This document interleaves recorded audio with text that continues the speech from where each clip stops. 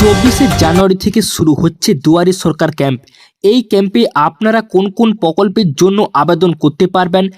বাংলার বাড়ি প্রকল্প, এছাড়া লক্ষ্মীর ভাণ্ডার, বৃদ্ধ ভাতা, বিধবা ভাতা, কৃষক বন্ধু ইত্যাদি প্রকল্পে আপনারা আবেদন করতে পারবেন এবং আপনাদের সমস্যার সমাধান করতে পারবেন এই দুয়ারে সরকার ক্যাম্পে। এই নিয়ে মুখ্যমন্ত্রী মমতা বন্দ্যোপাধ্যায় কি ঘোষণা করেছেন দেখুন। 24 জানুয়ারি থেকে একেবারে 1 ফেব্রুয়ারি পর্যন্ত আবার দুয়ারে সরকার হচ্ছে, অর্থাৎ আপনার দুয়ারে সরকার আসছে। যদি এখনো পর্যন্ত কেউ কোনো কিছু না পেয়ে থাকেন, পাওয়ার যোগ্যতা আছে, 37টা প্রজেক্টে আপনাদের কাছে আপনারা দরখাস্ত করতে পারেন।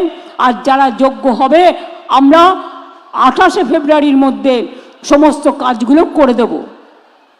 শুধু বাংলার বাড়ির ব্যাপারে বলবো, আমরা এর আগেও ঘর তো সবার চাই, কিন্তু সমস্যা হচ্ছে টাকার। অনেক টাকা আমরা পাই না। কেন্দ্র আমাদের টাকা 1,65,000 কোটি টাকা দেয়নি। কোথার থেকে করব কাজ? তার মধ্যেও জেনে রাখবেন, কাজ কিন্তু থমকে থাকেনি।